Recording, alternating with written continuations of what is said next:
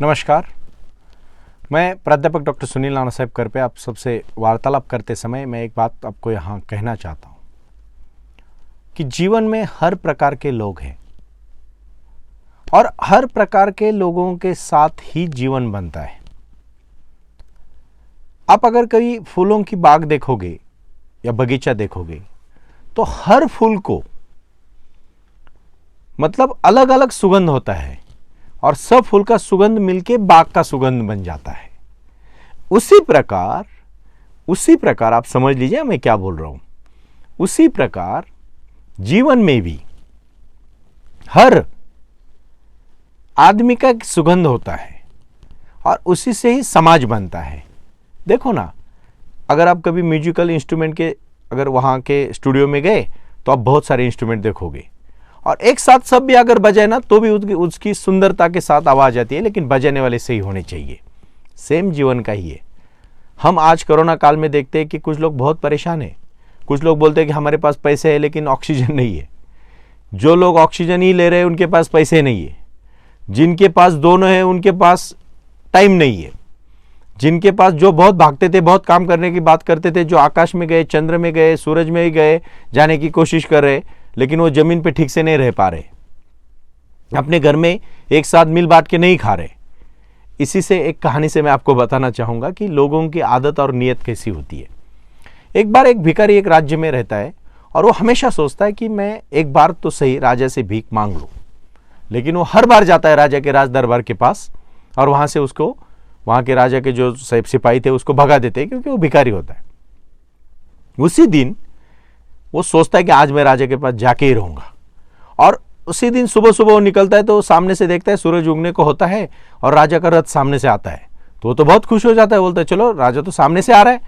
इसीलिए वो बहुत ही खुश हो जाता है और मन के मन उसके लड्डू फूटने लगते हैं कि आज मुझे क्या मिलेगा, क्या मिलेगा, क्या मिलेगा, क्या मिलेगा। सोचते सोचते सोचते राजा का रथ उसके सामने आता है और इत्तेफाक की बात देखिए कि वो राजा से कुछ मांगे इसके पहले राजा अपनी झोली उसके सामने फैलाता है। ये तो शौक हो जाता है। उसको सिर्फ लेने की आदत होती है भिखारी को, देने का तो सवाल ही नहीं आता उसका कभी।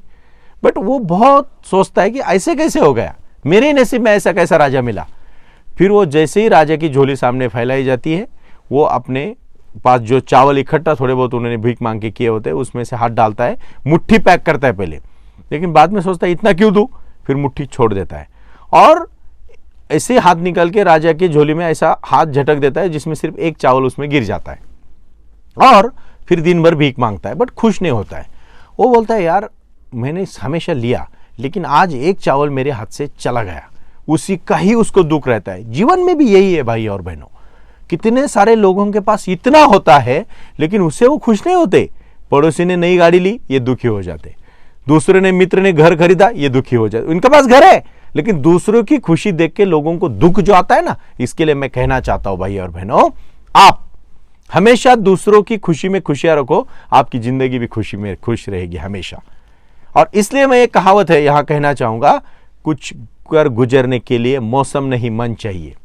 मतलब फूलों से हंसी मुस्कान हो आपकी, चांद सितारों से भी ज्यादा शान हो आपकी। हमारे जिंदगी की बस एक ही है हसरत, आसमान से भी ऊंची उड़ान हो आपकी। अरे दूसरों की खुशियों में खुशियां बांटना सीखो, आप एक दिन बहुत खुश हो जाओगे। और उसी प्रकार जैसे ही वो घर आता है उसकी बीवी बोलती है क्यों आज बहुत नाराज लग रहे हो।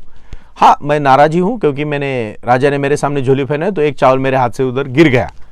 तो जैसे ही वो उसने जितने दिन भर में इकट्ठा किए थे चावल उसको खोलता है तो खोलने के बाद वो रोने लगता है जोर जोर से।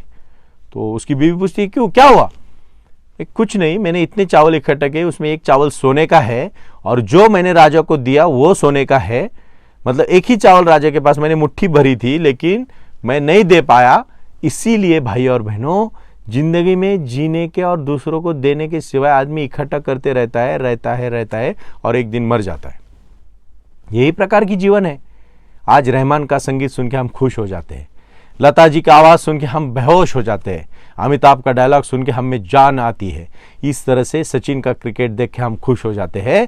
भाई और बहनों आपकी जिंदगी का एक तो ऐसा कुछ पहलू समाज के लिए दे दो जिसे समाज खुश हो जाए, नहीं तो आने वाले, खाने वाले, पीने वाले, सोने वाले ऐसे बहुत होते हैं, इसको कोई कुछ नहीं पूछता। कोरोना काल में मैं इतना ही कहना चाहूंगा, भगवान ने हमें एक टाइम दिया अभी सोचने के लिए।